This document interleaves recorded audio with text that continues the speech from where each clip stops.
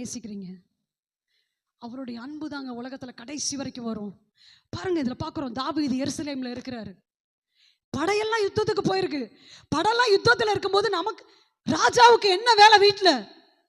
ஒரு பொறுப்புள்ள ராஜா தன்னுடைய படை யுத்தத்துக்கு போகும்போது வீட்டுல தூங்க மாட்டான். உங்க பிள்ளைங்க யுத்தத்துக்கு போயிருக்காங்களா? வெளியே போயிருக்காங்களா? ஒரு தாய், ஒரு தகப்பனுடைய வேலை பிள்ளைகளுக்காக திறப்புல நிற்கணும், கணவருக்காக திறப்புல நிற்கணும், சபைக்காக திறப்புல நிற்கணும். கவனிக்கிறீங்களா?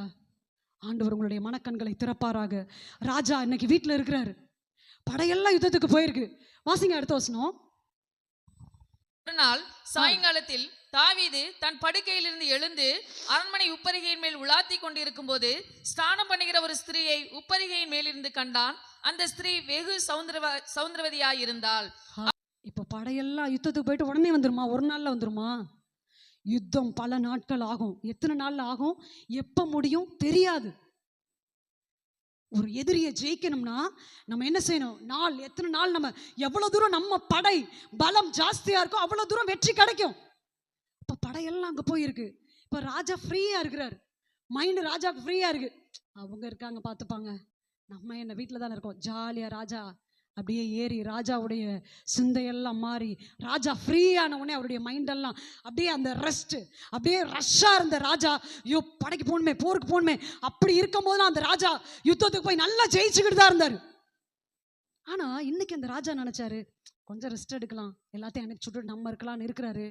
ஆனால் அந்த ராஜாவுடைய கால்கள் மேலே அப்படியே ஏறி சாயங்காலம் ஆகும்போது அப்படியே போகும்போது அந்த ராஜா அரண்மனை மேலே ஏறி அப்படியே பார்க்குறாரு, சுற்றி பார்க்குறாரு. எவ்வளோ சூப்பராக இருக்குது நம்ம ஊர், நம்ம எவ்வளோ ஜனங்களை நல்லா வச்சுருக்கோம், இப்படிலாம் நினச்சிட்டு அப்படியே பார்த்துட்டு இருக்கும்போது அவருடைய பார்வை வித்தியாசமாக படுது. அப்போ அலங்கோலமாக அவருடைய பார்வை மாறுறதை பார்க்குறோம். அன்பு தேவஜனமே, கர்த்தர் உங்களுடைய மனக்கண்களை திறப்பாரானால் இன்றைக்கு நலமாயிருக்கும். என்னைக்கு நீங்க யுத்தம் பண்ற நேரத்துல யுத்தத்துக்கு போகாம ஃப்ரீயா இருக்கணும் நினைக்கிறீங்களோ அன்றைக்கு பாவத்துக்குள்ள விழுந்து போயிருவோம். சபை கூடி வர நேரத்துல வீட்டுல ஜாலியா இருக்கணும் நினைக்காதீங்க. பிசாசு அப்பதான் உங்களை வஞ்சிப்பான். சபை கூடி யுத்தத்துல நிற்கும் போது, நைட் பிரேயர் நடந்துட்டு இருக்கும்போது வீட்டுல தூங்குறீங்களா, அன்னைக்கு உங்க வீட்டுக்கு பெரிய போராட்டம் வருது.